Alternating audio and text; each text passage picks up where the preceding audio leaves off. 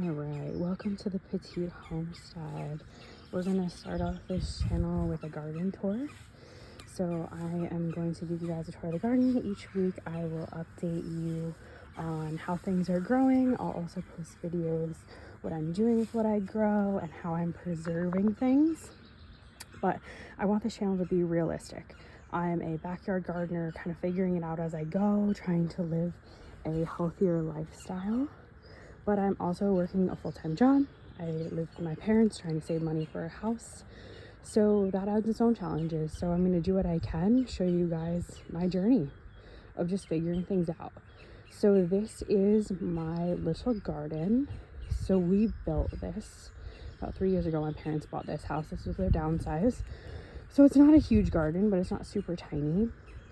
So starting off this tour, so we have some beans right here. They are growing little flowers. Back along the fence, we have peas. So peas put out these little tendrils. They can get pretty tall, like they'll grow to kind of the top of this fence. This fence is about 6 foot. So I always plant them right next to the fence so they have something to kind of hold on to. And then I string this little kind of piece of twine across as well. We're starting to get some peas. They're not filled out yet though. So you'll see the pod first and then they'll kind of fill in afterwards. So next to the beans and the peas, we have a couple bell pepper plants. They are just starting. So I've propped my peppers, eggplant, and tomato in trellises already, because as they start to grow the fruit and get heavy, they can topple over. So this way I can kind of prevent that, kind of tie them onto this little trellis so that they don't topple over. So we have peas going all the way around the fence. We have a few radishes here. So I spread out planting my radishes and lettuce. I plant about every other week. That way we don't get the crop all at once. Especially the lettuce. You can't really preserve or use it in any way. So you don't want all of your lettuce at one time and then it goes bad because you can't eat it fast enough. Same thing with the radishes. We eat them raw. The only preservation I found is pickled radishes. Tried that last year. Nobody liked it. So I just spread out how I grow. I, plant probably like 5 or 6 seeds every 2 weeks. So here we have garlic. I have a couple patches of garlic, one here, and then one in that corner as well. So I grow hardneck garlic. There's 2 varieties of garlic, hardneck and softneck. So hardneck you plant in the fall, about October, November. It kind of goes dormant over the winter, and then you'll harvest about July. So with the hardneck varieties though, they grow escape. So that's this kind of squiggly thing coming out. This piece here will actually grow a little flower with seeds, and you can leave that on. However, your garlic bulb will not be as big because this takes some of the energy away from growing that bulb. So what I'm actually going to do is take these off and use them to make garlic scape pesto because they are edible and they do have a garlic flavor. So I will post that in another video probably real soon because they're all starting to grow. And then we'll just keep an eye on the garlic. So you want to harvest when the last few leaves are completely dried out. Again, that's July here in New Jersey. So we still got a little bit longer since it's only the beginning of June. So behind that, these 4 plants along this back fence are cucumbers. I plant them along the fence because they're super viney and spread out a lot. So if you give them something vertically to grow on, it kind of gives you some more space in your garden. So they're doing well, not super big yet. Here we have an oregano plant. I will be kind of cutting some of this and drying it to refill our spice containers. So I have all my herbs in pots at the moment. I kind of learned the hard way that some herbs will spread like crazy around your garden, especially anything of the mint variety. They grow like weeds. They're very hard to contain. So if you put them in a pot, it kind of self-contains them. It's also great for if you don't have a ton of space. You can really put a pot anywhere, whether it be in the house, on a porch or balcony. Super easy. So the rest of my herbs are on the porch. So we have 2 more pepper plants here. My peppers are in full sun, as you will notice. Peppers like the heat, they like the sun. So we're getting a couple little flowers and buds.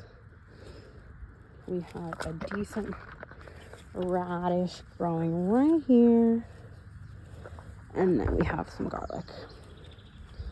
So moving to the other side. We have a grape. This whole big thing is one grapevine, okay? So I bought that a few years ago, I believe, at Home Depot, and has traveled kind of all along. So you can see all of these new ones forming. So I keep kind of just tucking them in and training it along the fence. But if you look closely, we are getting tons and tons of grape bunches this year. So last year I only got a handful. So I don't know what I'm gonna do with all these, as long as I get to them before the birds do. But super excited, and this is a Concord grape variety. So we're gonna go around. This is that main vine for the grape. This is garlic. And then we have 4, I believe that's actually a double tomato plant, which I didn't realize when I planted it because it's super bushy. But we have 4 tomato varieties. And again, already in a trellis just to make it easier for later on.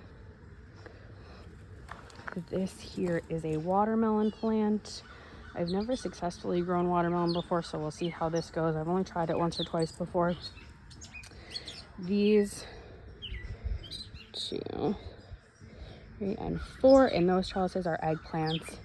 And then all the way in that back is 4 zucchini plants. And then we have a little lonely bean guy there.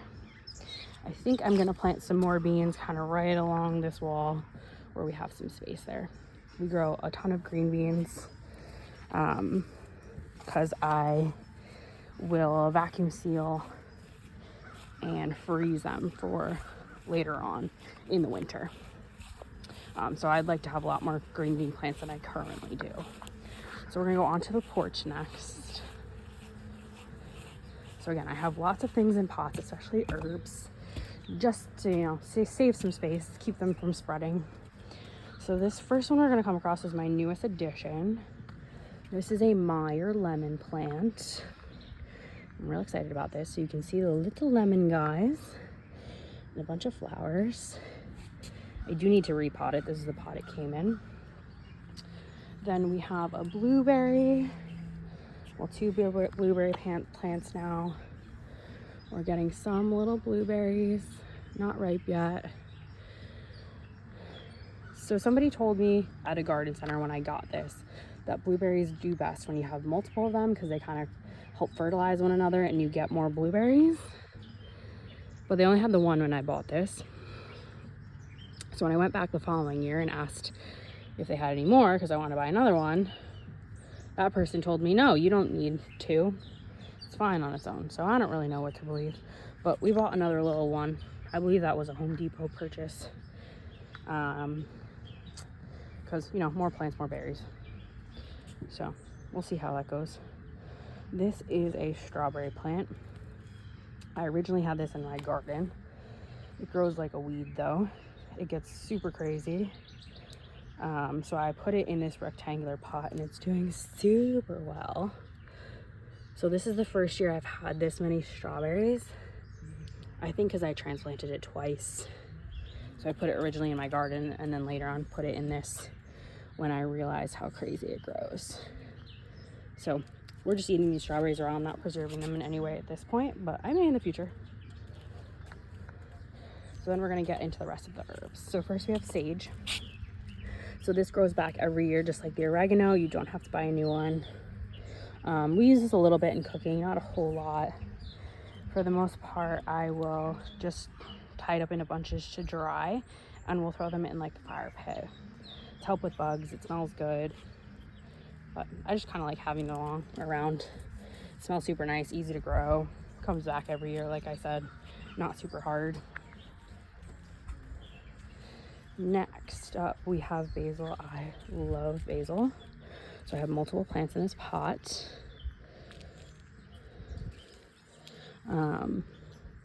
I use it mostly for cooking and also to make pesto, which I also will freeze for later on in the winter. You just pull it out, unthaw it. There you go, you got pesto. And some of it I will dry to refill spice containers. It's just some of my mom's flowers. And we have one more pot of oregano. Again, this tends to come back each year. I will be cutting it soon to dry for my spice container. And then this is thyme. Thyme usually comes back. For whatever reason, mine did not this year. I have no idea why. So I bought some new thyme. This is English thyme, I believe, and this is a lemon thyme. So we'll see how they taste. For the most part, we use it to cook, and then I also will dry some to refill our spice containers. And then last but not least, we have parsley, which needs to be watered. He's not looking too good on the outside there. He probably should have been watered yesterday, but I got home late, so I didn't. And we're supposed to get rain tomorrow, so we should be okay. But yeah, so that is the original garden tour. I will be posting another video probably next Tuesday with some updates on how everything is growing, what's ready to be harvested. I'll also post a video on me drying some herbs, and then whenever I make the garlic scape pesto, I will post that as well. So if you enjoyed, if you want to be along for this journey, go ahead and subscribe to my channel. All right guys, happy homesteading.